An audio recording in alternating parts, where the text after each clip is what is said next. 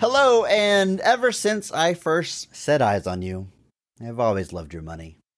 Welcome to Best of the Rest. My name is Chris Logan, and I am joined, as always, by my co-ghost, Andrew Williams. How are we doing today, Andrew? Oh, beautiful. I was going to use that one all month. I'm not going to think of a new one, because I'm not going to top it for this month's theme, so can't beat that. No, I'm doing just fine, man. Are you ready for the season, Andrew? It's spooky season. It's here. It's upon us. It is, some would say, the most wonderful time of the year. You a big fan of Halloween decor, and the general spookiness that comes this time of year? Yeah, sure. Yeah. I wouldn't say I go as hard as some I know. There are people I know who are just they like waiting for that first leaf to hit the ground, and then it's spooky season.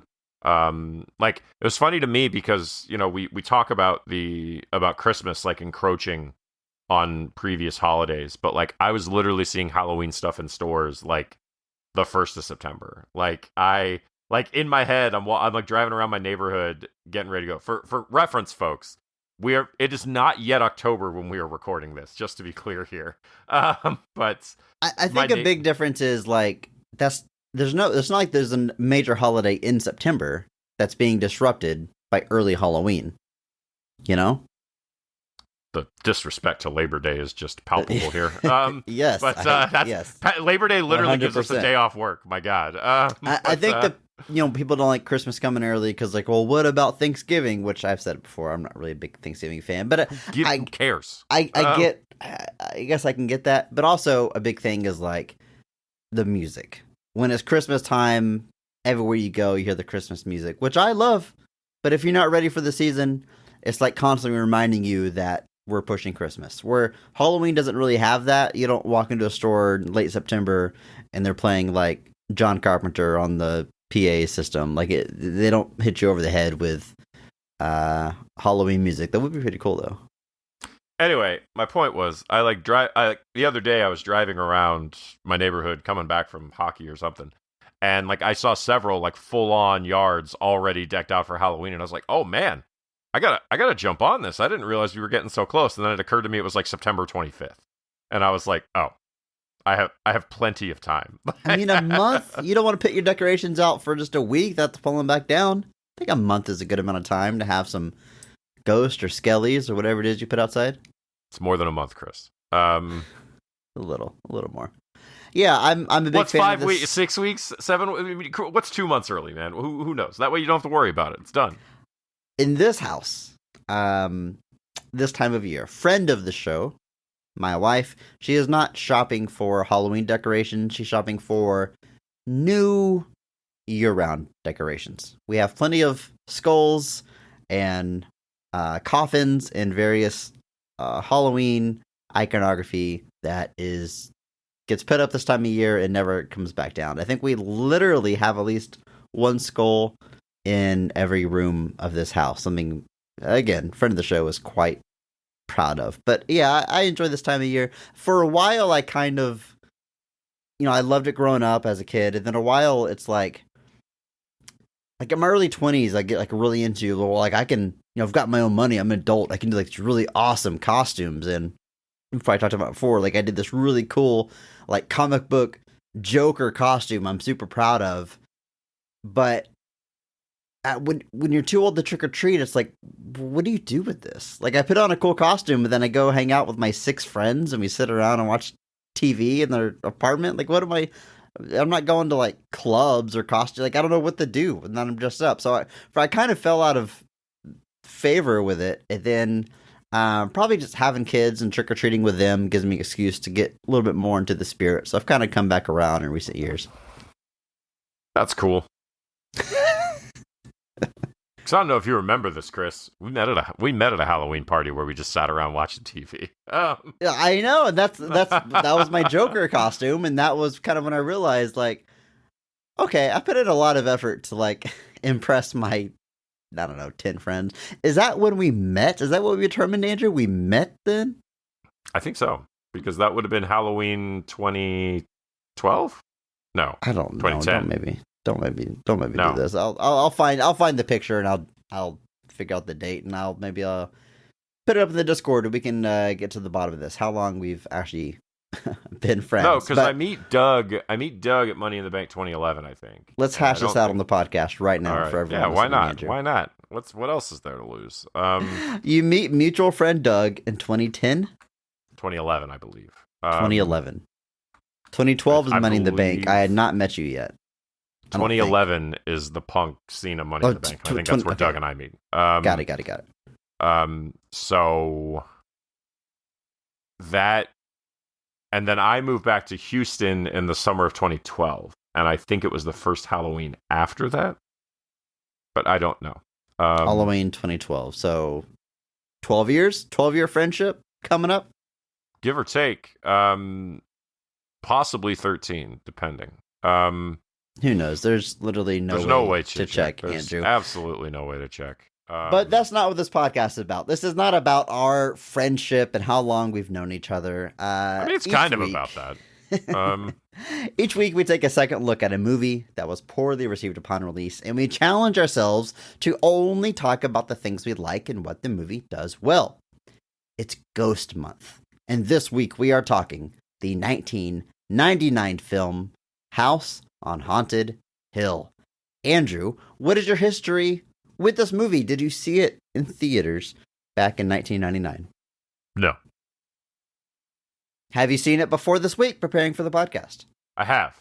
I don't quite remember exactly when, but I'm guessing probably in the aftermath of... I don't know. I just know I've seen it before. Okay, like fair enough. There's things in the movie that I definitely remembered. There's things in the movie that I definitely don't remember. But I can easily say I have not watched it in like a decade plus. I had definitely seen it before, but not exactly something that I am revisiting in the ensuing years. I think I saw this in theaters, even though I would have been 10, 11, so definitely too young to see it in theaters.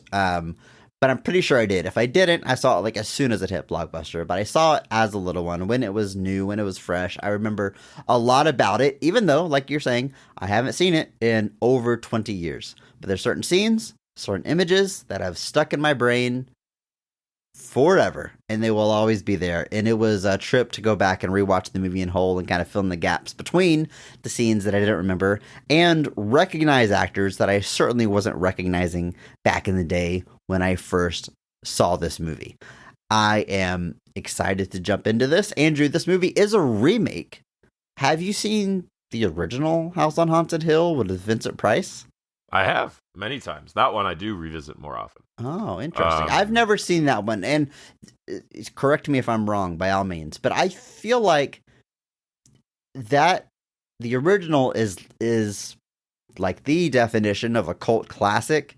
Like, it's got a dedicated fan base, but it's not like a landmark of horror. It's not a huge movie of its time. It's just an old Vincent Price B movie from back in the day.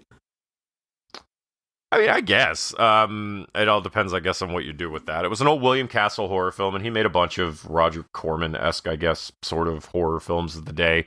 And yeah, I mean, Vincent Price was in tons of stuff at the time, and I would say it's relatively iconic at this point, if only because it's probably one of the more well-known movies in Vincent Price's filmography. Is it a black and white film? It is. It has been colorized, I believe, but don't watch it that way. I've seen clips of it in a game I like to play called What the Dub. If you've ever played it, like, it shows clips from movies that are in the public domain, and then they take a line out and everybody gets to write their own line, and then it plays the scene with the lines that you wrote, and then you vote for who contributed the funniest line. And there are definitely scenes from this movie in that game. So I've seen maybe like 3 scenes from that original, technically. I like it. It's definitely, I mean, it's a product of its time, I guess you could call it. It's definitely, not anything like this. Obviously the story is, there are things that are similar, but the broad strokes of it is, a lot group is of added strangers here. stay the night in a haunted In a house. house, they get money. There's a particular subplot regarding the organizer and his wife. All that's carried through, but there's a big key difference between the two that is pretty evident when you watch both back to back. Interesting. Maybe we can come back to that at the end of this Yeah. episode. All right. Well, Andrew, let's set the stage a little bit for the version we are covering today, House on Haunted Hill, released October 29th of 1999, my favorite year in film. Made on a budget of $19 million at the box office. It only brings in $43 million.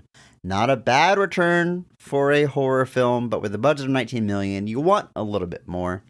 Critically, it is not well received, and compared to the original, quite unfavorably. It holds just a 31% critic score on Rotten Tomatoes.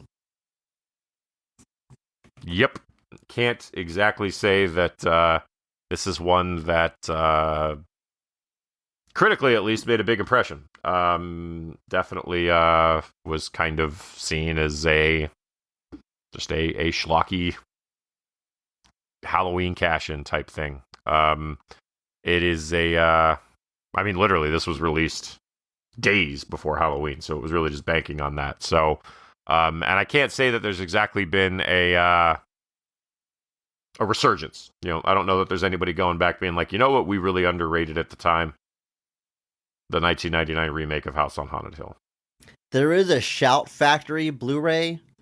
Shout Factory releases anything on Blu-ray, dude. Like, that's what I was gonna say. Like, that doesn't mean everything. There's a huge audience clamoring for it. Arrow Video just did a 4K of the Friday the 13th remake. They did a 4K of the Last House on the Left remake. I'm like, guys, the originals of these are the things that should be getting this attention, not these. Like, guys, come on. Hashtag PP. Hashtag PP.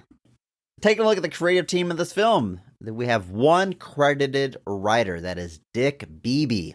Now, most of their credits are on TV projects in the 90s, both TV movies and series, but this is, as far as I can tell, their theatrical debut as a screenwriter. They also are a credited writer on Blair Witch 2 the following year, Book of Shadows, a movie that we may cover on this podcast, but it's one of those classic examples of the studio taking it away from the creators and completely changing directions and mashing it up, and we'll never really know if the original intention would have been much better, but it's a big what if.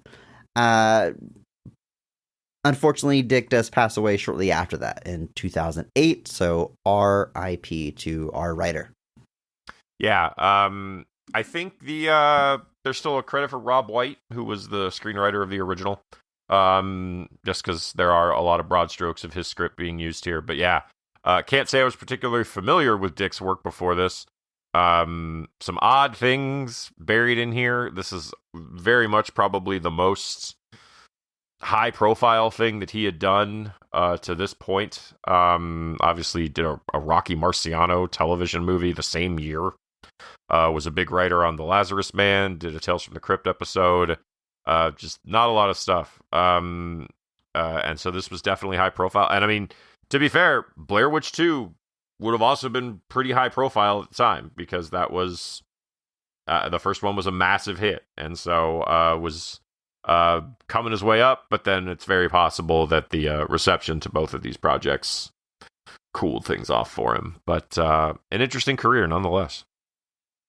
The movie's directed by William Malone. Now, also in the 90s, does some TV work, including directing episodes of Freddy's Nightmares and Tales from the Crypt, two fairly high-profile horror anthology shows from the 90s. After this, also directs Fear.com in 2003, which I saw that name. I was like, I remember that name. Is that one of those movies that was like actually sneaky good? Like no one gave it a chance at the time, but it's. And then I looked. It has a 3% critic score on Rotten Tomatoes based on over 100 reviews, and I was like, no, that's probably not the movie I was thinking of that actually has a good reception. But William Malone is definitely through and through a horror guy. Still does conventions to this day based on the numerous projects that he's worked on in one creative capacity or another. Yeah. Also took part in the Masters of Horror anthology series that was out for a few years there, where they would it was basically just an anthology television show that they brought in these very kind of high profile horror directors. Don Coscarelli from Phantasm does an episode. Toby Hooper, Dario Argento, Joe Dante, John Carpenter, Takeshi Miike. Like, they brought in a lot of people to kind of bring these episodes to life, and he was on that list. I always thought that was interesting. And so still out there, but like you said, still does conventions, still does a bunch of just still very much part of the community, and making the most of it. All right, Andrew, I think it's time that we jump into this film and talk about everything we like, all the positives in House on Haunted Hill. You ready? Yeah.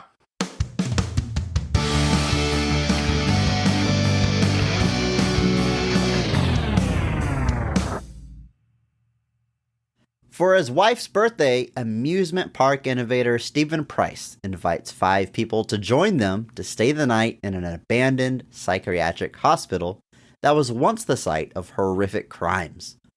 Much to his surprise, the guests that arrive are not the ones he invited, but they are all willing to stay the night when Stephen promises $1 million to anyone that makes it to morning without quitting.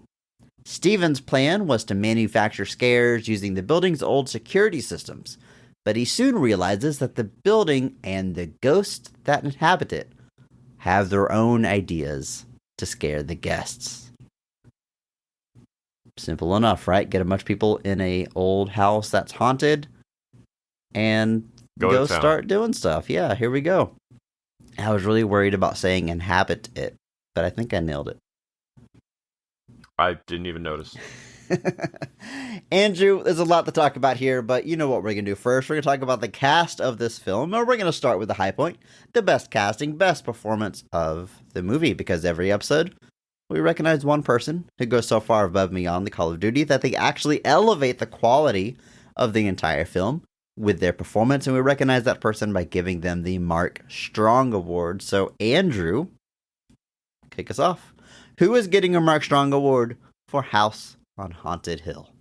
It's a great question, Chris. I will be going with alum of the show, oddly, in a twist some may not see coming. I will be going with Chris Kattan as our landlord / owner of the house / however you want to go with it, Watson Pritchett. Okay. We actually have a few alums of the show in this cast, so I wasn't sure exactly who you meant, but Andrew, I like this pick. I was taken aback. It is, you think Chris Kattan, you kind of think like Night at the Roxbury, like you think that kind of character here, or you just think something like generally more over the top. You think about like Corky Romano, you think about Monkey Bone, you think of him kind of being this like manic energy sidekick almost. When I think Chris Kattan, late 90s, early 2000s, I hear the sound. That's the Chris Kattan. Yeah. That's I just it's high pitch so squealing, manic energy. Yes. I agree. So anyway, I was very surprised by this performance. One, it's for a movie about a haunted house. It's like insanely like ground level. Like he plays this largely very straight. It is comic relief, but it's a much drier sense of humor. It's a much more sardonic cynicism.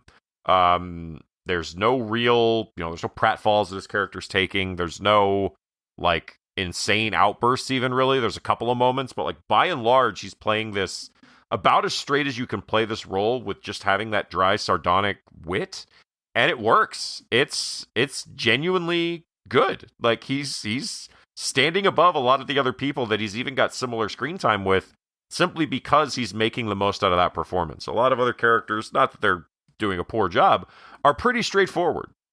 He's actually getting a little bit more to dig into, having a history with the house, and having this general knowledge of what it's facing, or what they're facing. And in that regard, I think he's doing a great job. So gotta give it to the potentially, possibly, maybe 2-time Mark Strong award winner, Chris Kattan, but no way to check. So No way to check. We talked about him on A Night at the Roxbury. Yeah, I don't know if he got a Mark Strong award there, but definitely getting one here from you and from me. This is also my pick for the Mark Strong award. I thought I was kind of this would be like a dark horse pick, so I was stoked to see that you also were digging what he was doing here, because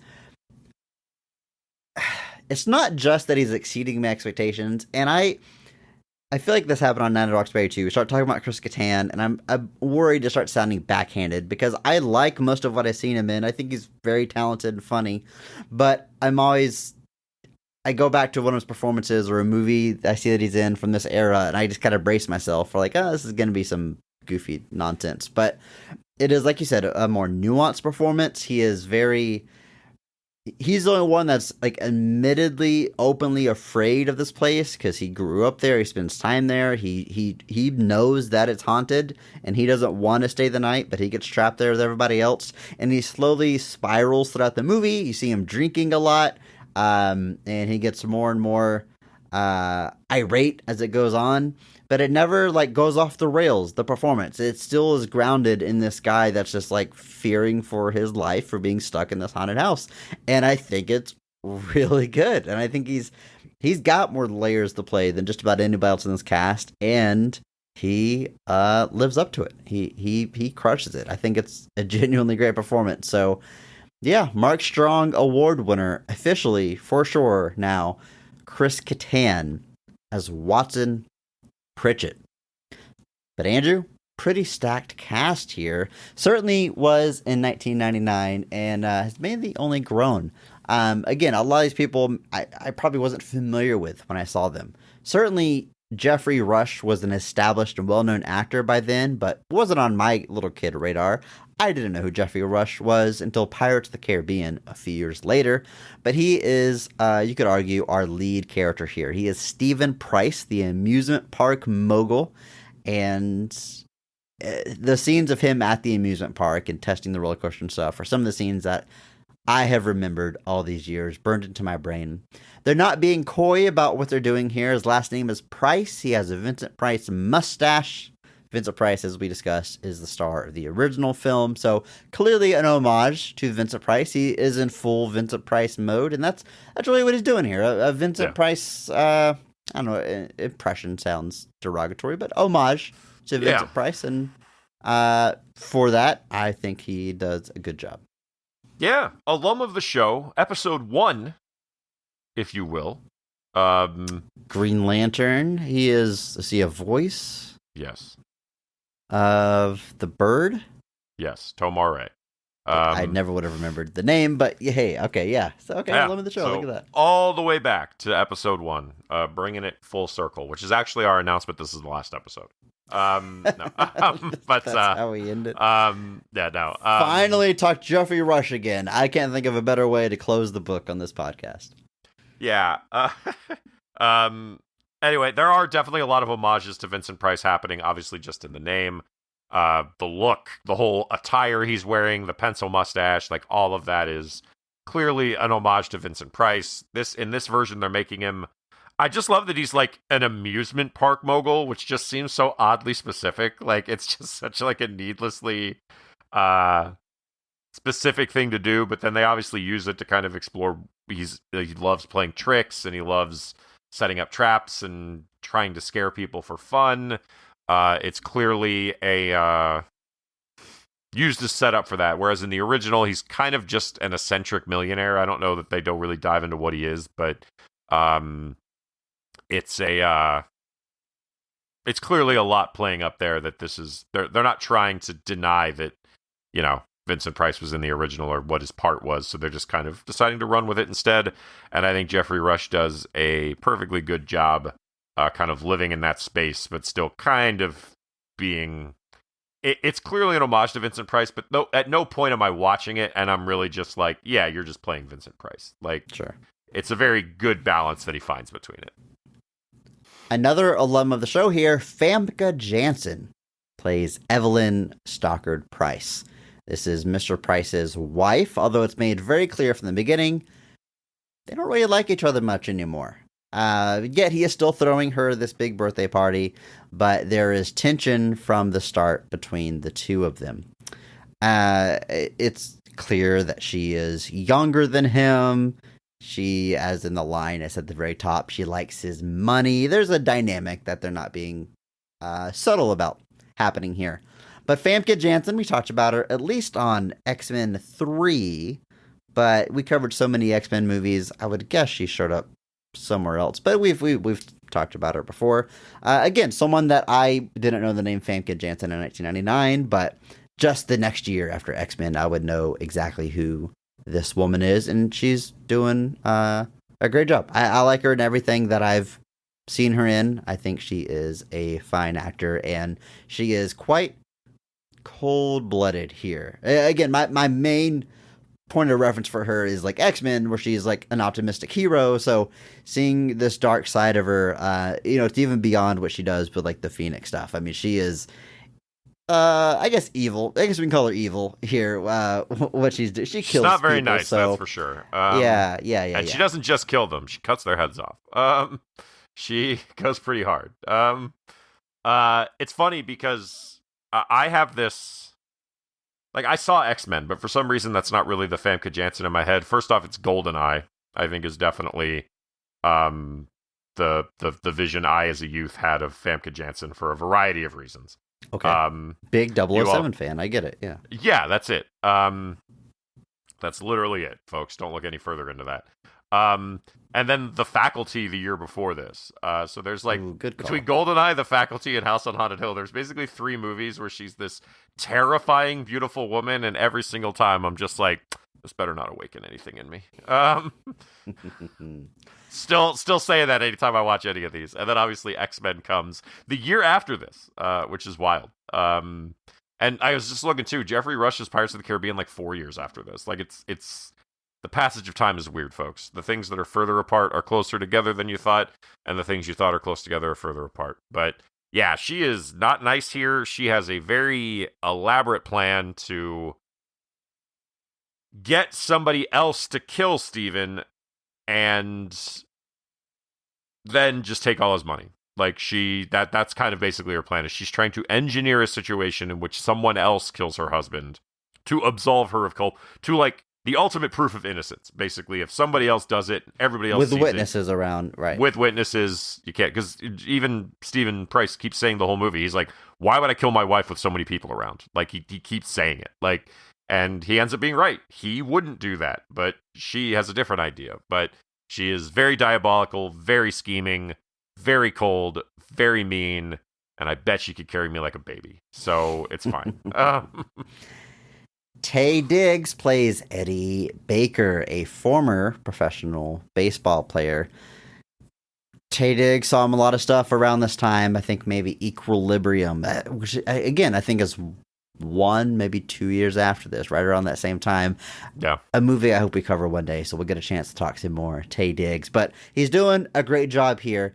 They, I think they're deliberately playing with the trope in horror movies where you assume the minority character is the first one to die, because you see him die first, but then it turned out to be like a hallucination, and he gets to be one of our, I almost said final girls, one of our survivors of the night. He goes the distance. But Taye Diggs is cool as a cucumber as ever. He keeps his wits about him, and he makes it through the night. Good stuff. Yeah. No notes. Accurate. And it brings us to another alum of the show, Ali Larter as Sarah Wolf. We talked about her not too long ago for Final Destination, or was that a year ago? Was Final Destination our last spooky month theme? Because we did the Scream clones. I think that was the. Oh yeah. God, a year ago. Oh my God, Andrew. Speaking of the passage of time, holy cow, it's been a year. All right, well, she's back. We can talk about her again right here. And just like Final Destination, she goes the distance as well. She makes it to the end. One of our survivors. She even gets a little quip at the end of the film. And good stuff. She was a bit of a like it girl at the time, and certainly someone that I would assume is popping up at conventions because she has a little run of high profile horror films that have their own following. Yeah, I mean, you got Final Destination, you've got Resident Evil, and you've got Final Destination. So, House on Haunted Hill, Andrew. Chris, no one's going to conventions to get hashtag PP. Chris, you know as well as I do that people are getting Varsity Blues posters signed before House on Haunted Hill poster. Or Jay and Silent Bob Strike Back posters. That's actually, oddly, one of the things that I most associate her with, because I watched that movie all the time as a kid. But, yeah, we talked about her there. Final Destination, where she was Clear Rivers, which is a very, very... It's a name you can choose for a character. And then, obviously, she was Claire Redfield in Resident Evil 4, 5, and 6, or whatever, however many of those were. Also has Heroes, the television show that everybody was hot on for the first season. And then never really quite recovered from the writer's strike. She was a big part of that as well. So, yeah, I guess, fine, I guess. She's got a decent line at the conventions. But, yeah, she's the one that's she comes into this situation, it's revealed she's not who she says she is. That's part of the reason that she supposedly gets to survive, is because she's not actually sort of part of what's happening in the house. We'll talk about that a little bit more later. But she does a good job. Andrew, that brings us to our 5th alum of the show in this cast. Turns out when you do a podcast for over 3 years, you can talk about some actors multiple times. Bridget Wilson plays a character named Melissa. Now, we talked about her back on Last Action Hero, on Mortal Kombat, and I Know What You Did last summer. Andrew, I texted you earlier. Kino Lorber just announced that Billy Madison will be getting a Prestige 4K release. Of course, she is also in that film. Has a heck of a run in the 90s and early 2000s. Her character doesn't make it too long here. I think she, unfortunately, one of the first to die in this film. Maybe the first, I don't quite remember. Has since seemingly retired from professional life, retired from acting. I don't know if we mentioned this on a previous time we talked about her, but did announce in 2022 that she was diagnosed with ovarian cancer. So that is like the most recent update I saw on the situation. Hopefully there is treatment going well and recovery happening for her. Wishing her the best, but genuinely big fan of her body of work. A big part of so many of those movies, Billy Madison, Mortal Kombat, I've seen her so many times, seen her movies so many times. I didn't even remember that she plays Jack Slater's daughter in Last Action Hero, which is another movie I've watched a whole bunch. Like, she plays Whitney Slater, plays the actress Meredith Caprice. She's one of those people that when you look back, you just realize, oh, she's all over my childhood, basically. Like, she was in a great number of things. And, yeah, she gets dispatched here. She gets dispatched, I Know What You Did last summer. So, unfortunate. She keeps biting it. But yeah, very, very, a big formative part of my youth. And lastly, Peter Gallagher as Donald Blackburn, the, doctor of the group, someone that seems to be the most logical and clear-minded going into the night, but this character has a twist and they are more demented than they seem. Peter Gallagher, to me, is just the ultimate TV dad. I mean, he's the dad on the OC. He's the dad on this, what was that show? Zoe's Incredible Playlist or something, or a recent TV show. He played the dad in this musical TV show that friend of the show watched, and he is the dad in Palm Springs, which is a Hulu movie that I really, really, really like. If you have not seen Palm Springs with Andy Samberg, definitely check it out. But yeah, he's a pretty minor part there, but he's the bride's dad. He's just there. It's just, you can cast him as a dad role no matter how big or small. He looks the part. Has a kind way about him. Something that they use, I think, to manipulate the audience going into this movie. Yeah, but he's also like really good at playing a jerk. Like he plays the bad guy in Mr. Deeds, and he's very, very conniving, and he's very good at it. So he fits right in here. So I guess that's called acting. That's just what it is. Turns out. Turns out he's pretty good at it. Yeah, he is definitely yeah, he's kind of brought in, and that's like you said, he's the level-headed one. He's the one that's like, whatever, but then you eventually find out that he's the one that is plotting with Evelyn to frame someone for the murder, basically plot the death of her husband, until the scissors get turned on him. So, just can't trust Famke Janssen. I get why you would want to trust Famke Janssen. Trust me, I do. I grew up in the 90s. I understand. But there's a lot of examples now that you just should not do that. There's quite a sample size now. Andrew, I think we have covered our key players, and we can jump into... I would like to shout out 2 more if you don't mind. I definitely know who one of them is. I figured we would cover it during the scene, but... Nah, I gotta do it. Go ahead. So one I'm actually going to start is Jeffrey Combs actually plays Dr. Richard Benjamin Vannicut. Now, he is the doctor at the original facility who is responsible for most of the anger that has seemingly festered in this house ever since. Jeffrey Combs, just an interesting actor, but probably best known for the Reanimator films, playing Herbert West in all of those. Does a great number of other things. He is in I Still Know What You Did Last Summer, which is probably in the running for our terrible sequel titles month. It is... he's actually in Fear.com as well. He shows up here and there, kind of became really well known as just if you needed a horror actor with a little bit of weight, or dare I say, what's the term? Gravitas. There you go. Also in stuff like The Frighteners, stuff like The Return to House on Haunted Hill. He's actually the only cast member from this movie who is brought back to the direct-to-video sequel that comes out in 2007. And a Blu-ray that I want to track down, because the Blu-ray has a choose-your-own-adventure gimmick to it, where you can change how the story plays out, and that sounds like a lot of fun. Does it now? You and I both might be buying this. And he actually just did a voice in the recent animated adaptation they did of Watchmen, because adaptations of Watchmen will continue until morale improves, taking on the role of Moloch the Mystic. So, still cool. Just thought it's a bit part, barely in the movie, but just thought it was kind of cool. They brought in, it's kind of not on the level of getting like Robert Englund to play the character, but a similar kind of adjacent thing with him being the Reanimator guy.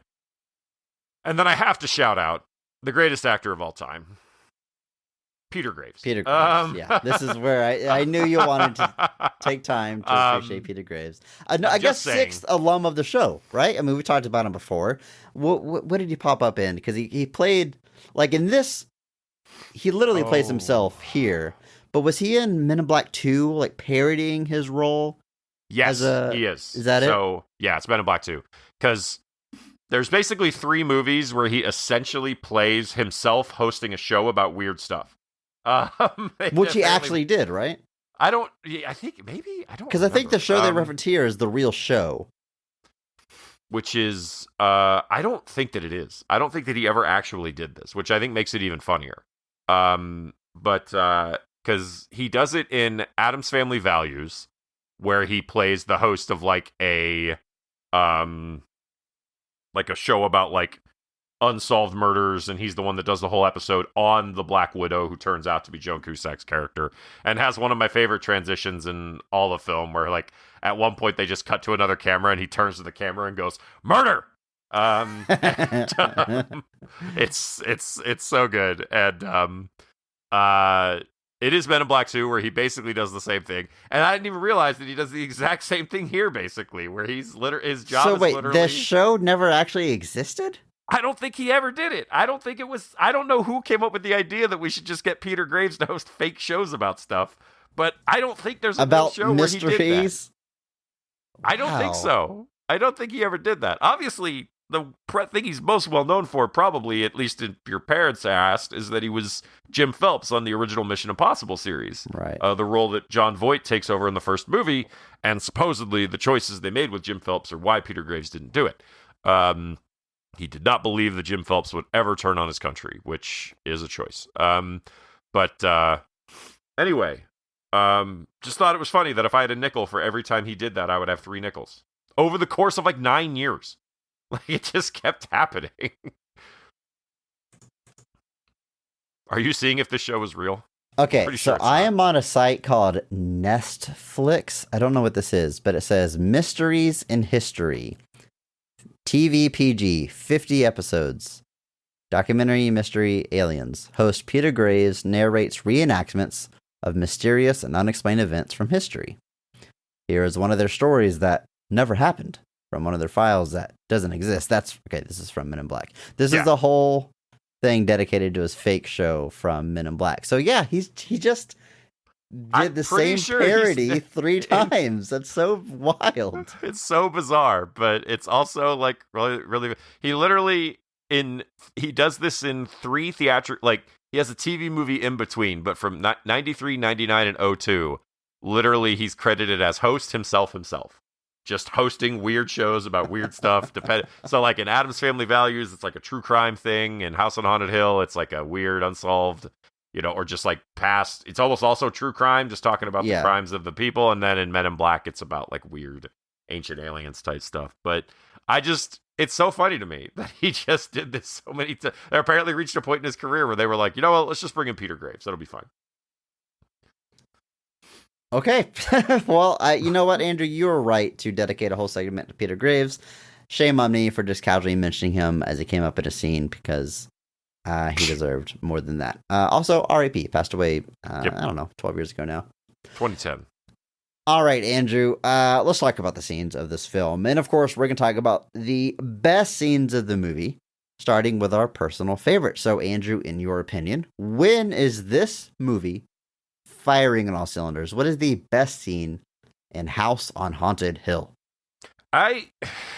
It's going to sound backhanded, but it's the theme park scene. That's, I think, the scene where I'm, like, kind of just, like, I'm like, you basically get all of the insight into Stephen Price's character during that you need to understand who he is throughout the rest of the movie. And I think it's some of the, like, the elevator bit, like, it completely got me. Like, I the first time I watched it, it never occurred to me that it was part of the ride. It's that it was just really good. Like, that, if it doesn't exist, it needs to.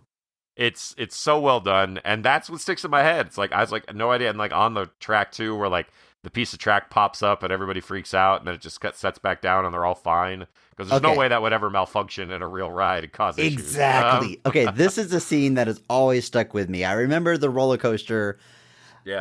Track moving. There's 2 roller coasters simultaneously going. The first one flies off the track, so the people in the one behind it are freaking out. There's been a malfunction, but then the track realigns and they safely continue. And I saw this movie as a kid, and I'm like, there's no way this would ever actually exist, because the risk is way too high that it doesn't realign in time.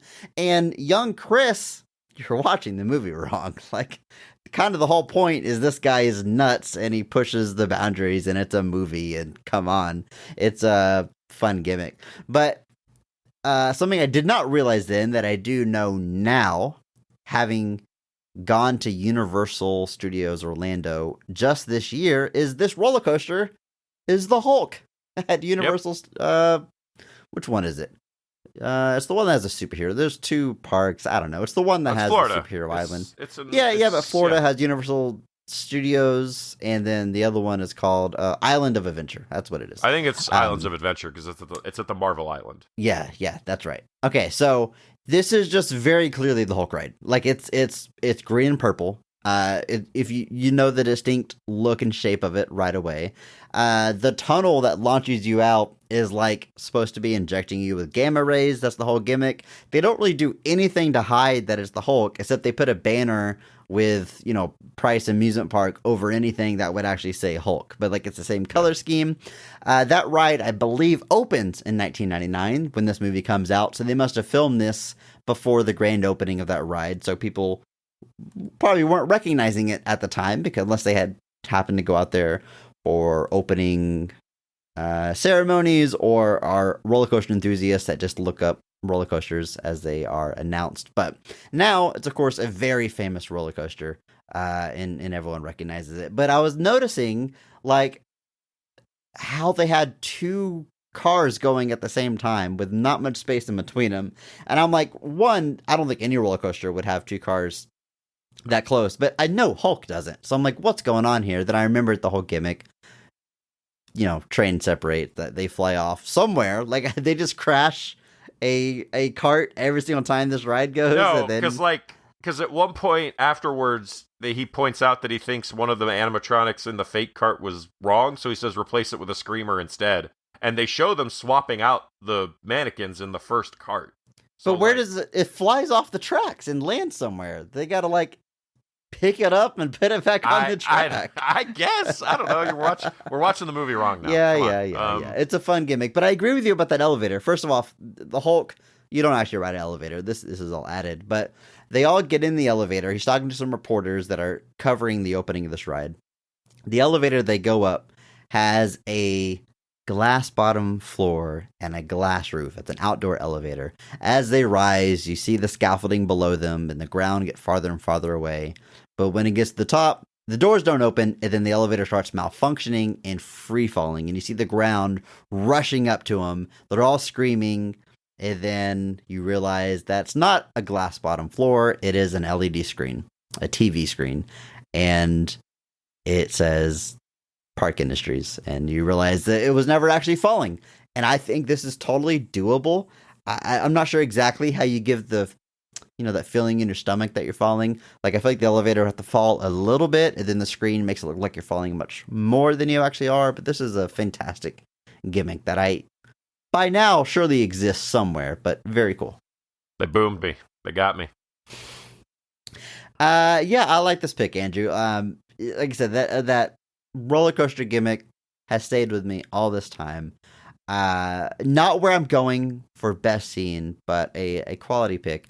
I'm going to go with another scene that has stood the test of time with me and stuck with me. I love the gimmick of, one of our people staying the night is, they're trying to capture footage to launch a new TV show. This is Bridget Wilson's character. Am I correct, Andrew? Melissa? Yes. Who ends up being our first victim. And she's walking the hallways with her video camcorder.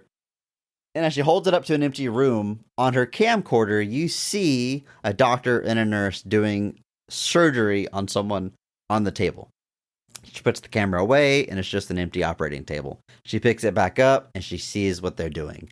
Super cool, super creepy gimmick. And I love anytime you see the ghosts, like, their frame rate is a little bit different than real life. Yeah. They move in, like, this jittery motion. But the best part here is, as she's filming them, they turn and look at her. And that would be the scariest thing imaginable. This is such a cool little haunted house moment. And then they come towards her. She screams. It cuts away. We don't see exactly what happens. But when the other survivors or the other guests go to that room, there is a blood smear going, like, into the wall. Like, she's been taken into the house. This movie is working for me best when it's just a haunted house thrill ride. We don't need deep explanations for why or how things are happening. Just give me some fun, creative scares, and I'm having a good time. I love a movie that just gives you the experience of going through a haunted house. I think it's hard to pull off. I think usually you just get kind of moments of it like this. My favorite example, just a quick aside, is probably Insidious. That's always described that first movie. It feels like just walking through a haunted house. It's a great time. But here, the movie is not always playing in that sandbox, but when it is, I'm totally on board. There's probably two big scenes that I think really deliver on that haunted house feeling. This is one of them, and I'm going to say it's my favorite, just for that gimmick of seeing the ghost only on the camcorder. It's so creepy and unnerving, and the way they move, I think it's genuinely a creative thing to do in 1999. So, favorite scene in the movie.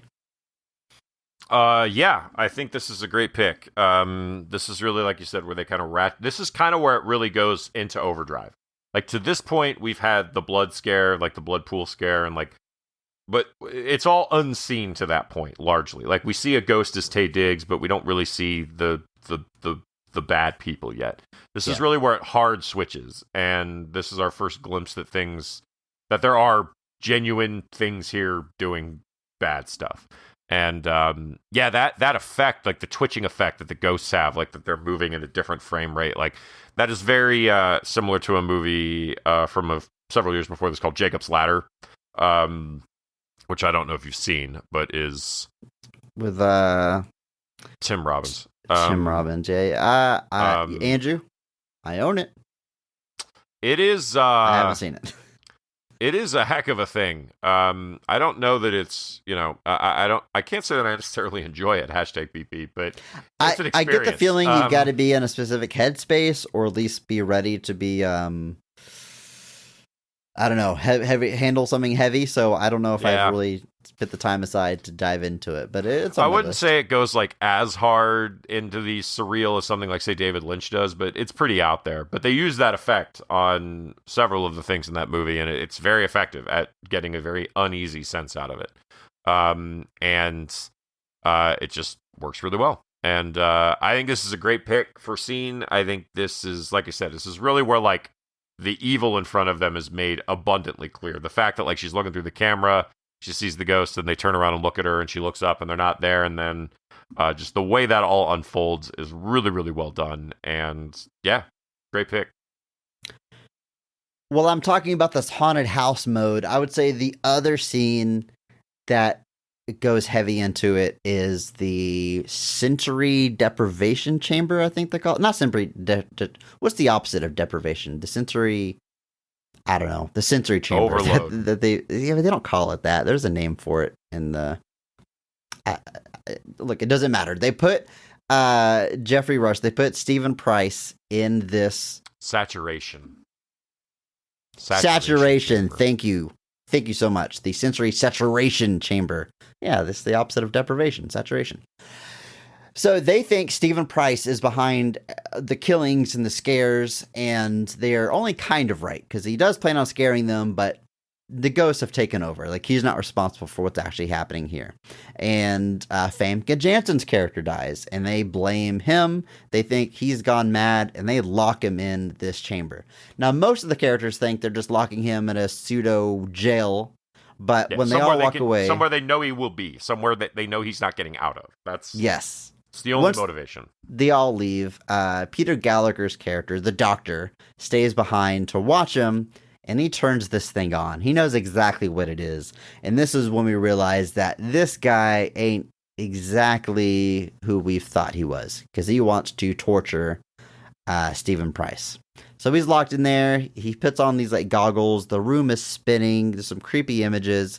And then we go into like a nightmare sequence where the original doctor and his nurse are tormenting him. And there's this specific visual that, again, has been burned in my brain. I think about it all the time. It's pretty creepy. They put this plastic bag over his head, like almost like a thick rubber bag.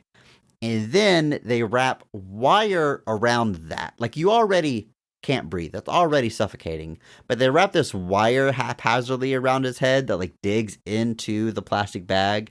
And then they put his whole head underwater. It's like triple kill suffocation. Just a terrifying torture device and a horrible place to be. And again, this is one of the scenes where it's just creepy images. There's not a lot of like story happening here. There's not even... It's even kind of hard to understand why the spinning room is making him see these things. It's loosey-goosey there, but it's just an excuse to give us some creepy images that are going to stick with you, which, again, is my favorite part of this movie. If there's anything working here, it's when it's just like, hey, this is like a late-night creep show. You might see a double feature that, hearkening back to the B movie that it is inspired by. So I enjoy the scene. Again, visuals stuck with me for 20 years. Oh yeah, absolutely. This is like you said, this is one of the movies at its best.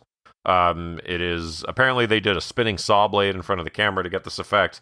which just looks super cool and super uneasy and adds to that kind of feeling of just discomfort and disorientation that comes with it.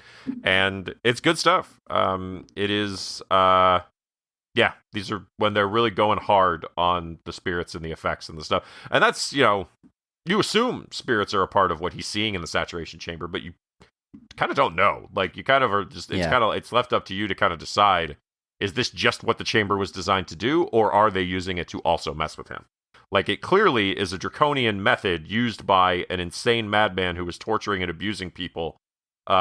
So it could just be awful enough on its own, is what it could be. But when you add in the spirits going after specifically what they are, I guess I can say what the twist of this movie is. Sure. Basically, the precipice of this movie is that nobody actually neither Evelyn nor Stephen Price know who these guests are, sans Wilson Pritchett, who owns the house. We see the guest list get manipulated. We see names get erased and changed by some force. And so at that point, and they try to explain it later, which just, I don't know why you tried. Just the house did it. Just leave it there. But anyway, they are investigating. They're stuck in the house. They're trying to figure it out. And they find out that everyone there is related to one of the 5 survivors of the original kind of fire in the building that kind of killed pretty much everybody and seemingly was the source of the manifestation of this darkness. It was like an overthrow by the patients. They've been revolt, tortured by the doctors, so they take over. And then he locked the building down so that they'd all die together, basically. But 5 people managed to survive. And you find out that Evelyn, Stephen, Allie Larder, Bridget Wilson, and Taye Diggs' characters are all related to them. The obviously missing names are obviously Pritchett, who's only there because he owns the house, but then Blackburn.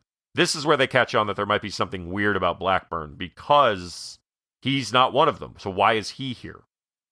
And before they can really crack that mystery, they find him dead. They can't really get that far. Like, that's actually the thing that came, like, the plot that Evelyn and Blackburn hatched. Price finds out about it, but nobody else does, because Blackburn is killed before any of that happens. Because, again, he made the very understandable mistake of trusting Famke Janssen. But that's our twist. And so they're slowly... So obviously Bridget Wilson's character, Melissa Marr, is the first one. They eventually get everyone throughout the course of it, except Allie Larder and Taye Diggs, because it turns out Allie Larder is impersonating the person who was supposed to come, and Taye Diggs was adopted.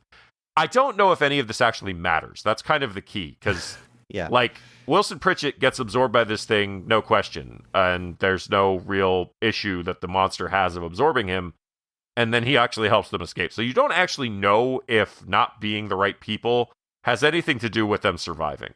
And I'm of the mentality that it doesn't, because of the fact that it still took Pritchett with no concern.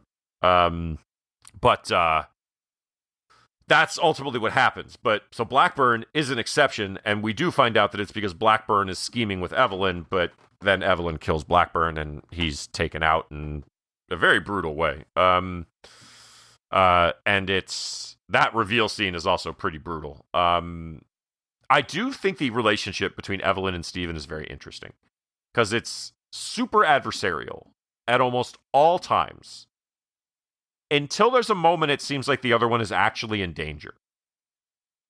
And it feels like the facade just bleeds away, at least in Stephen's regard. Like, the moment where, like, he sees Evelyn is on, like, the electroshock table, like, he's freaking out.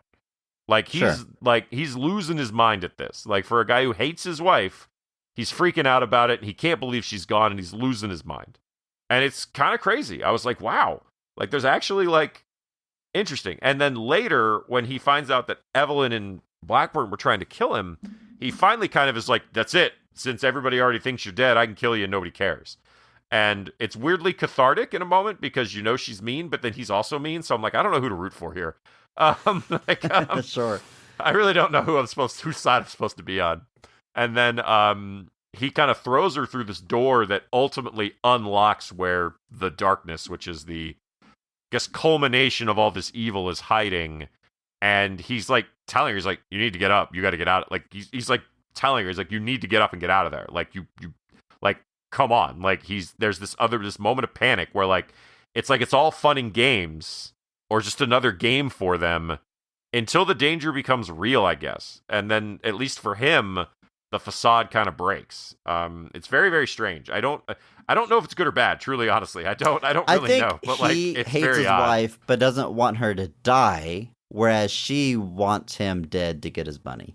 Yeah, right. I think he's anyway. like, yeah, this marriage doesn't work anymore, but like, I don't want you to die, especially since he's trying to have this like fun night where he tortures these people for fun and then gives them money at the end. He doesn't want anyone to actually die. Like that, Right. His whole thing is like scaring people to death, not scaring people to death. Whereas Famke Janssen straight up murders a man. So very different people. Very different people. Anyway, I just thought that ripple to the character was very interesting. Where like, well, and even in this moment, like at that moment, he's like decided he's going to kill her, but again, once the chips were down and it looked like something awful was about to happen to her, it immediately went away again. Like, it, even being presented with the notion that his wife is trying to have him killed, he still tried to save her. And, well, try as much as you can against a H.P. Lovecraft-inspired black blop mess. Andrew, anyway. Look, hashtag PP. This finale kind of goes off the rails for me, like that roller coaster in the beginning of this movie. Because I think ghosts in this movie are creepy. The doctor and nurse that recur are creepy. You see him like on a monitor wandering the halls, all creepy, all good. But whenever they introduce this concept of like this one room that has the darkness locked inside of it, and the darkness, the evil of the house is represented by, I'll just say it, a big CG blob. It's a weird, I don't know if bait and switch is the right word, but all of a sudden it's about this big blob that in itself isn't scary. Like, I don't know if it was even designed to be scary. Like, it's just kind of this abstract thing that chases them, and then for most of the time, once it absorbs Famke Janssen, it has Famke's like face on it in some way, and it all becomes like this chase to get away from this blob that I'm sure looked fine in 1999, but probably not great and hasn't aged well. Hashtag PP. This finale, again, hashtag positive podcast, it just doesn't work for me, but you know, that's not what we do here. We don't dwell on the negatives, talk about the positives. I think this movie's a great like case study for can or does a quote unquote bad ending ruin a movie? Is the whole movie bad just because you think the ending is bad? And I say no. I'm not going to sit here and like say this is a long lost horror masterpiece, but I was having a very good time with this movie. The visuals that have stuck with me over 20 years are still great. It's a fun haunted house experience through most of its runtime. Story-wise, I don't feel it sticks the landing, but still, late night double feature on in the background at a Halloween party. I think the movie's delivering. I think it has a lot of value to offer, even if that ending isn't satisfying for most people. You know, my mom always said that if you can't say something nice, don't say anything at all, so I'm done talking. No, I'm kidding. Sorry. Leaving me out to dry here. Sorry, that was like a very impassioned response where I was like, well, no, because you were going to that whole does a bad ending make a movie, and you were building up, and I was going to jump in and be like, yeah, of course it does. But you kept going, and I lost it. But lost a chance. I did. You just had to keep talking, which I have no experience with people who just won't stop talking. But the joke is that I don't stop talking, folks. It's terrible, and I feel bad for everyone I meet. But anyway, largely, I agree. Like, this is the kind of movie, like, I feel like I watched it, like, my siblings, we, like, rented it back in the day, and, like, we just watched it, and we were like, yeah, whatever. That was, like, we did this thing for a while, where, like, we'd go to, like, Blockbuster, and we'd rent a bunch, like, we rented a bunch of the Nightmare on Elm Street movies, and even the Friday the 13th movies, like, just renting them, and then we just, like, bear maul them, like, we just, like, watch them 3 in a row, and then, like, go back to Blockbuster and exchange them for other ones, and I'm pretty sure this ended up in there somehow, probably because we watched the original. The original, by the way, folks, is public domain. It's actually... If you go to the Wikipedia page for the original House on Haunted Hill, there's an embedded video that is the entire movie. That's pretty awesome. It's literally there. Obviously, if you go to YouTube, you can get some that have been upscaled, whatever. There are various versions of it available. I think I have it as part of a Vincent Price collection that Shout did or Scream Factory did. I think there's several of those that I think it was Shout Factory. Some of them are in print, some of them aren't, but since it's public domain, you're going to end up with a lot of versions of it, and some of them are going to be good, some of them won't. So you got to kind of be a little bit discerning, but I think it might even be on Prime Video. So it's out there. It's definitely out there, available to be watched. So I will speak a little bit about the differences, if you don't mind. Not to give too much away. The original definitely has the adversarial relationship between Vincent Price's character and his wife. Her fake death is part of that original movie, where they kind of fake her death, and it turns out one of the guests is part of it. The biggest key difference that I can just tell you, they never confirm if the original if the house is haunted, and you're given a lot of evidence to suggest that it's not, with just a few little things that suggest that maybe it is. Pritchett in that movie, the same character, or the version of that character, believes that it's haunted. It is, it's the house that he grew up in. He vehemently believes that it's haunted. Almost everything that happens throughout the course of the movie to the characters is explained largely, with a couple of few things that are left more open-ended. Whereas this movie very much reveals plainly and clearly this house is haunted. And there are very evil spirits in this house that are coming after these people. Whereas in the original, it's much more of like a cat and mouse type game with a bunch of weird stuff happening that largely gets explained. I do like the original a lot. It's one of Vincent Price's. It's just Vincent Price at the peak of his powers, just being great. And it is a fun movie. That's another one. Like, if you wanted to double feature them, it might be interesting. But it's another one that, like, something to turn on late night, Halloween season. Classic Vincent Price movie. You could do a lot worse than the original House on Haunted Hill.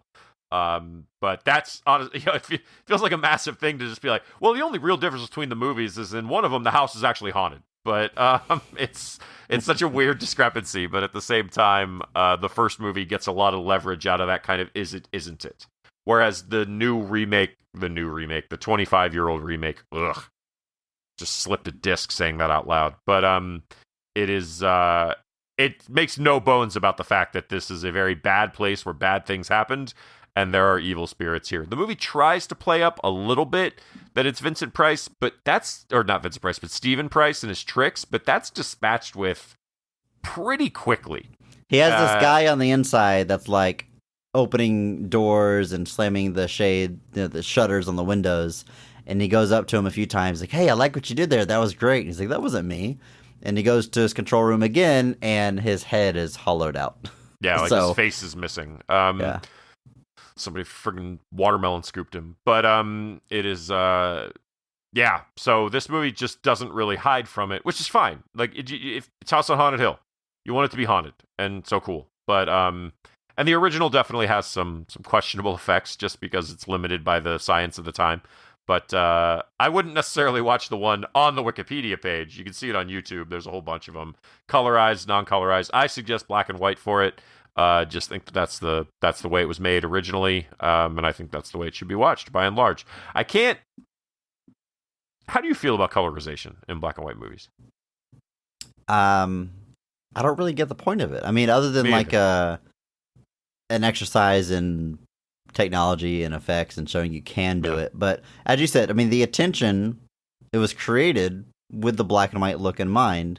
So like by adding color, unless the director comes back to it and makes a colorized version, there's a little bit more credence to it. But otherwise, you're adding color that was never intended to be there. You're messing with the artistic. Like I don't get the point. Unless you're agree. Like as a kid, certainly I was like, oh, black and white is boring, But like, we all grew out of that, right? I mean, come on. What I don't know. I feel like there's still people who definitely will see a movie in black and white and not watch it. Well, no, like, Psycho's the one I always think of, because like the blood in Psycho is not blood. It's not even red. It's chocolate syrup, like, because that pops brighter on the screen. It plays better. And so like that to me is the thing that you're losing when you start going back in and colorizing things, because you're taking things that like you said, it was shot to be seen in black and white. And you can say, oh, well, if color film existed at the time, it would have been shot to be in color. And I'm like, yeah. That's how everything works. Like it's as technology advances, we adapt our methods. Like, you talk about. I mean, color film existed when Psycho came out. He could have made it in color. He could have made it in color, and he didn't. But so in that case, that's a deliberate choice. But you take something like Arsenic and Old Lace or It's a Wonderful Life or something. Like, they're shot to be seen in the way that they're seen. And like you said, if the director, I guess, wants to colorize it, I guess that's fine. But that just feels weird to me. Don't special edition yourself, folks. A few quick notes that I just want to make sure we touch on. The opening credits to this movie are sick. Very cool. Yep. It's weird stop motion, like string thing going around these nails, these doll heads. Very creepy, very cool. I really liked it. The music overall, nice and creepy. I enjoyed it. I was shocked to see in the opening credits, this is produced by Robert Zemeckis and Joel Silver, two very high-profile creative people putting their stamp on this. Undoubtedly, I would guess fans of that original, wanted to see a new version brought to life. The opening of this movie shows you that overthrow of the hospital and slowly transitions to like footage of the overthrow and then that Peter Graves show. And I just wanted to shout out his line. He's talking about the original doctor and he says, he out-butchered Bundy. He made Manson look meek. Like this alliterative way he's describing it. Just this spot-on parody of that type of show that Peter Graves never actually hosted, which is still blowing my mind a little bit that he did it on 3 separate occasions. Just to touch on something real quick, you mentioned that the movie is produced by Joel Silver and Robert Zemeckis. That is because the production company was a company called Dark Castle Entertainment, which was founded by Joel Silver, Robert Zemeckis, and Gilbert Adler, specifically to pay homage to William Castle and the films that he made, which were The House on Haunted Hill and 13 Ghosts, which was another William Castle film that Dark Castle remade. So it's very deliberate. Apparently, Robert Zemeckis and Joel Silver just really wanted to remake some William Castle movies, so they formed a whole production company to do it. So it is, I guess, not the last time we'll be talking about them. Hashtag foreshadowing. All right, last thing. I did a quick deep dive on this because at one point, Vincent Price opens up his laptop and he's sending out the invitations. And he's using a Mac, but the Apple logo is upside down. And I'm like, why? That's weird. Like, when you look at someone using a Mac computer, the logo is right side up. It is very clearly upside down. I'm like, is this a mistake by chance? And I looked into it. Early Apple laptops, the logo was upside down, or at least how we would now consider it upside down. From a design standpoint, they thought it made more sense when your laptop is closed that you, the user, sees the Apple correctly, right side up. Yeah. They thought that was more important. But at some point they realized, like, hey, if you're in a coffee shop using an Apple, we want everyone around you to look at it and see the logo correctly. Like, it changed, which whenever laptops like hit the scene, that's just a design choice that I never thought someone would have to sit down and make, Like, someone's got to decide what makes more sense, seeing the logo correctly when it's closed or when it's open, by the user or by other people. And at the time, it's probably a hard choice to make, even though now we're so used to the way it is that I looked back on this movie and it felt immediately wrong and upside down. Yeah. Sure, I'm not an Apple guy, so but I get very much that Apple would be like, no, we want to use our products to sell our products, so you make that icon as visible as possible. I didn't look into other, manufacturers, but whoever else made laptops at the time, I assume they all had to make this decision as laptops hit the scene. They all have a logo on it. I don't know that they all have it front and center on the top, though. Like, I'm using hold on, I got a Lenovo ThinkPad I'm working on here. There's no logo in the center. Now, to be fair, when you close it, it didn't say Lenovo on the top? Not across. In the upper corner, it does say ThinkPad, and that is positioned in a way so that when it's open, you can read that properly. But it is off in the corner by itself. It is not front and center. And I've definitely had laptops that, like, I guess Windows has it easy, and it's why they just switched it to the straight 4-pane. Now it looks the same both ways. Clever solution. Yeah. Too bad you can't do that with an Apple. It just looks like an orange then. It's not orange, it's Apple. We gonna end on that joke, Andrew? I don't know. Sounds pretty dumb, but okay. Well, then let's talk about the post-credit scene of this movie. Sure, I finished the movie on streaming. I let the credits keep playing, just a habit I've gotten into. And there's a post-credit scene. I'm always kind of surprised. Like, I know Marvel didn't invent the post-credit scene, but whenever, like, Street Fighter, for example, had a post-credit scene, I was like, wow, I was not expecting a movie this old to have this. And I'm kind of curious when they started being used regularly. But this movie has a post-credit scene. I think it's pretty creepy and effective. It's just some of that old black and white footage of the original doctors performing surgery, but as the camera gets closer, you see the people they're operating on are Stephen Price and his wife. They are now within the house, forever tormented by the ghosts. And there's no audio. It's visual only, I think, kind of adding to the creepiness. I thought it was a nice little note, nice little dessert at the end of this film. Yeah, just that kind of just kind of confirmation that they're now part of the house, and it reminds me that there's a scene earlier on where we're seeing the bits where Melissa Marr, Bridget Wilson's character, gets killed, and you see the blood trail like go into the wall, it goes up to the ceiling and then just disappears into the wall, and they were like, she's in the house now. Which is undone later by the fact you then see her dismembered body. So I don't quite know how that worked. Her spirit's in the house, Andrew. Gosh. But your spirit doesn't have blood. You're watching the movie wrong. One of us is watching the movie wrong. I don't know who at this point. Maybe the house dismembered it and then spit it back out. Perfectly displayed in that case that Stephen Price finds it in. Anyway. Just a fun little cap. Fun. Not fun. But just, these awful people get to sit in eternity forever being tortured by other awful people. So you all deserve each other. Fantastic. The end.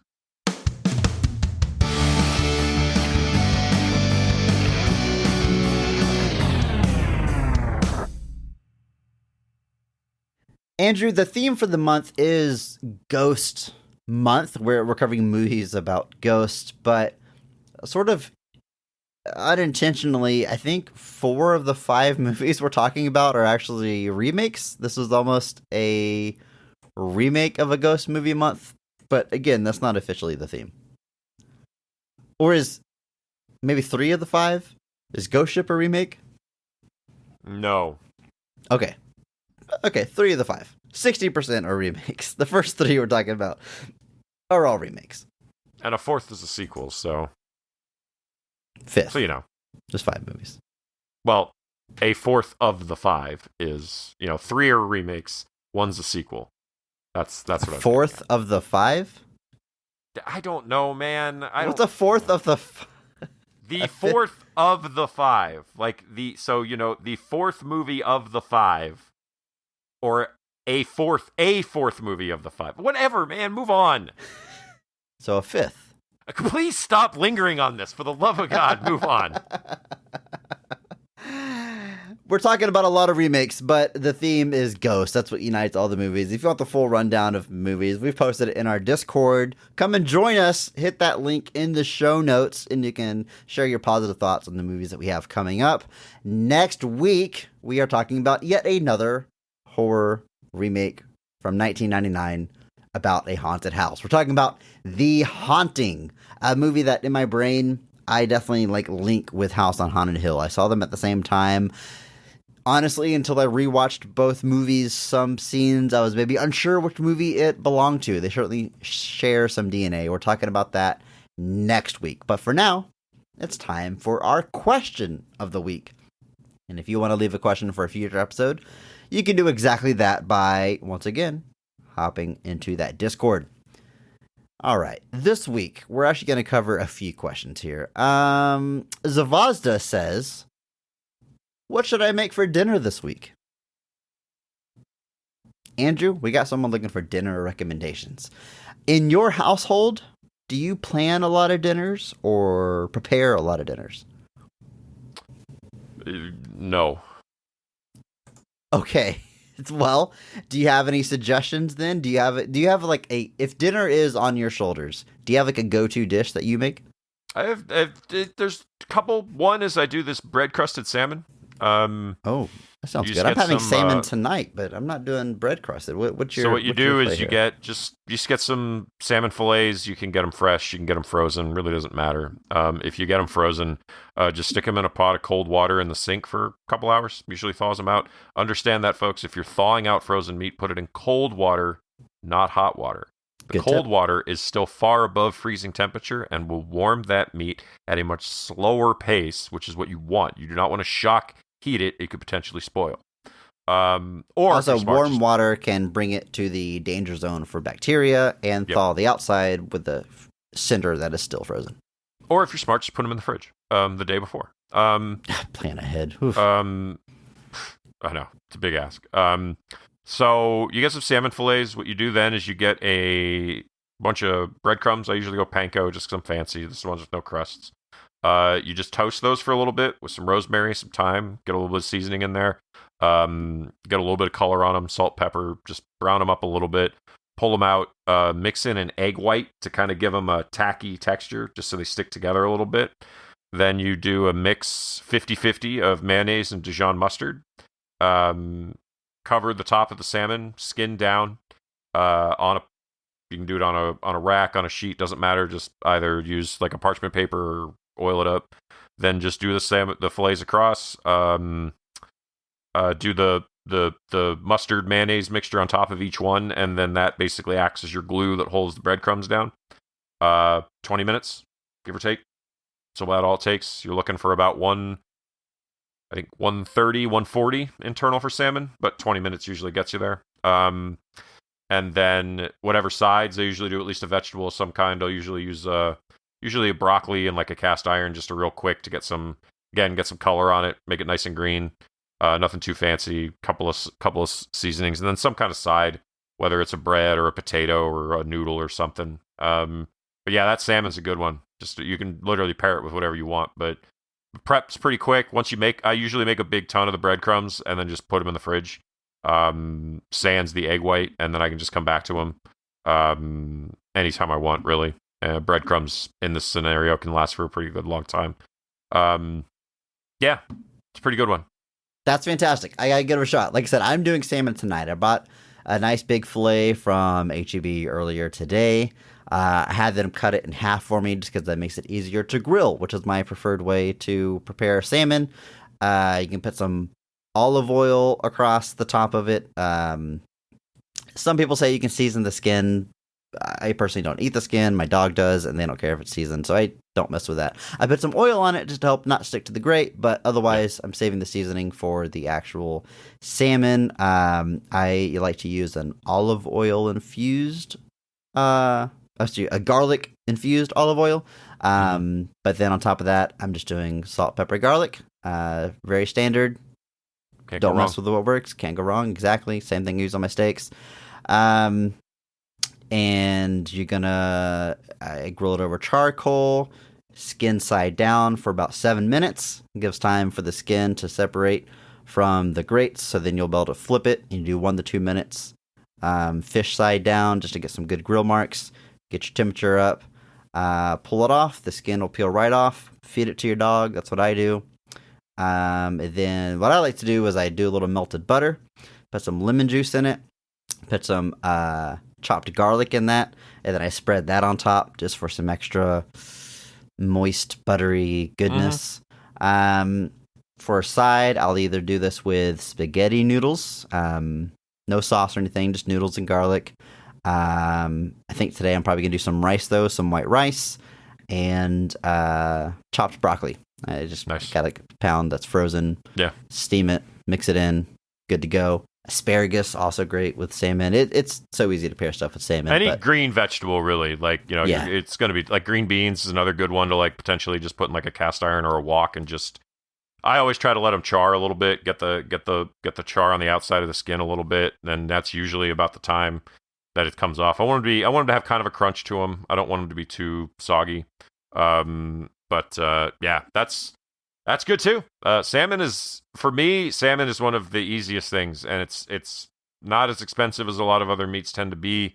Salmon is a tough thing to go wrong with. Although last night I did make some pad CU, and that was pretty good. You familiar with pad CU? I'm not. Not at all.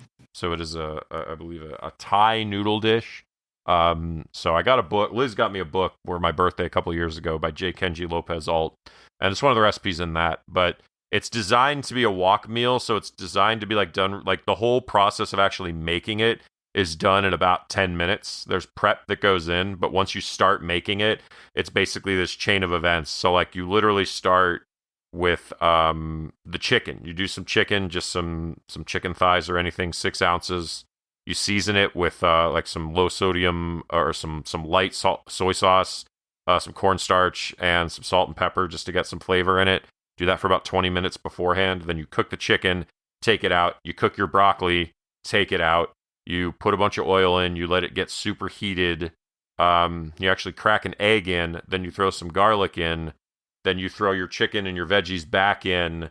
And then you have some pre-prepared rice noodles. You can get chow fun noodles, but rice noodles are all I can find. You throw those in, and then you have a sauce that you make, and then you kind of throw that over it, toss it all together, and it's really, really good. The sauce is just oyster sauce, dark soy sauce, and light soy sauce with some sugar.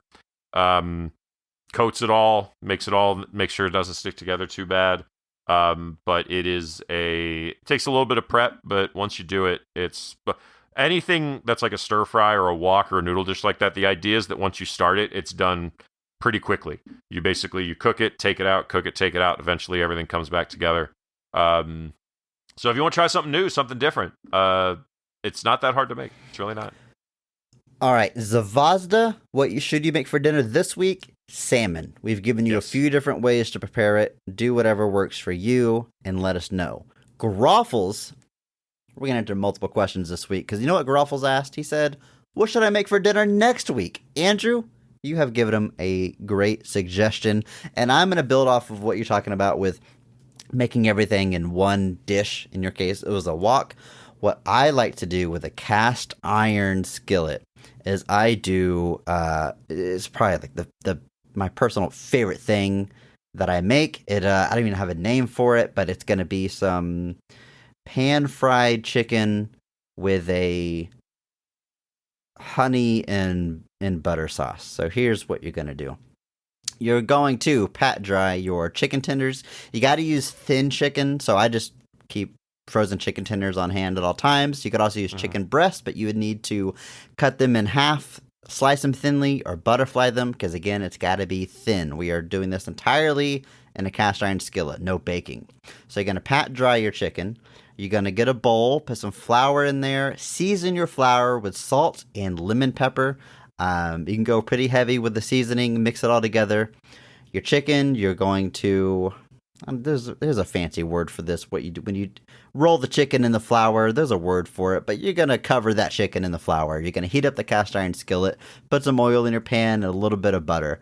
Once that is up to temperature, you throw the chicken in, and you're pan frying it. You're going to do this for a few minutes on either side. At this point, I can kind of watch it and tell what it's done, but don't mess around with chicken. Always check your temperature. You got to get up to an internal temperature of 165. Don't make anybody sick. Ideally, if you're good at this, you just flip it at once, but however many times it takes for you to get both sides nice and golden and get that internal temperature up, then you put all your chicken on a plate, put it to the side. In the same pan, you're going to re-oil it, add a little bit more butter, and throw in zucchini. I like to quarter my zucchini and then cut it into strips, throw that in there, add a little bit more of that lemon pepper seasoning, and toss it around until it gets nice and soft. It's going to pick up some good color too off that cast iron skillet because you're using the same skillet you cook that chicken in, so you get those nice little brown bits absorbed. Once that's nice and soft, put it to the side. Same skillet, a little more oil just to make sure we don't dry out. You're going to slice up a lemon and put your lemon slices around the perimeter of the skillet. In the center of the skillet, drop in 2 tablespoons of butter.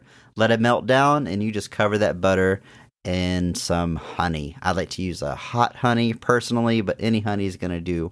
You're going to make a nice butter honey sauce in the middle of that skillet.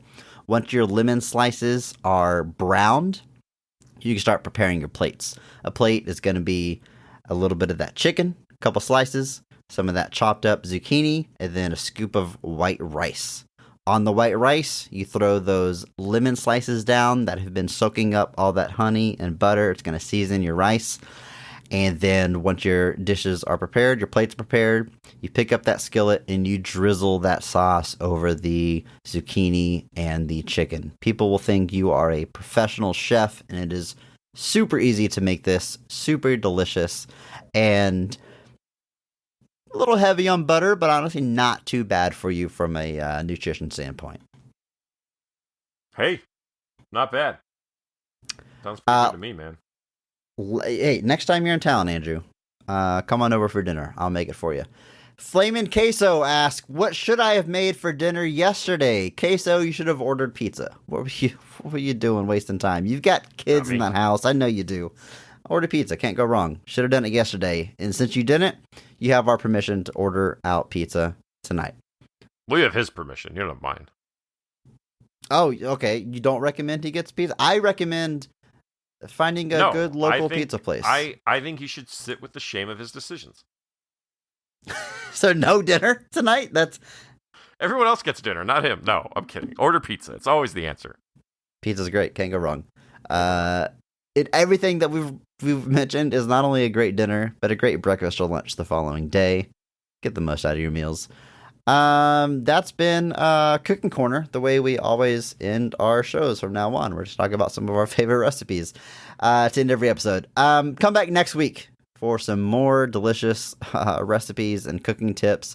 And we will be discussing the 1999 film, The Haunting. And until then, just remember that maybe not every movie is great, but all movies have greatness. Thank you to Mark Benavides for singing our theme song. You can check him out on Instagram at NotThatMarkAnthony. And thanks to Mitch for the music. Follow him on Twitter at I'm a Biggie Boy, and check our show notes for the SoundCloud link. Also, check out our store on TeePublic for some Best of the Rest merch. And if you enjoyed this episode, please share it with a friend. That's the only way that we grow. Follow us on social media at BOTRcast. Thank you.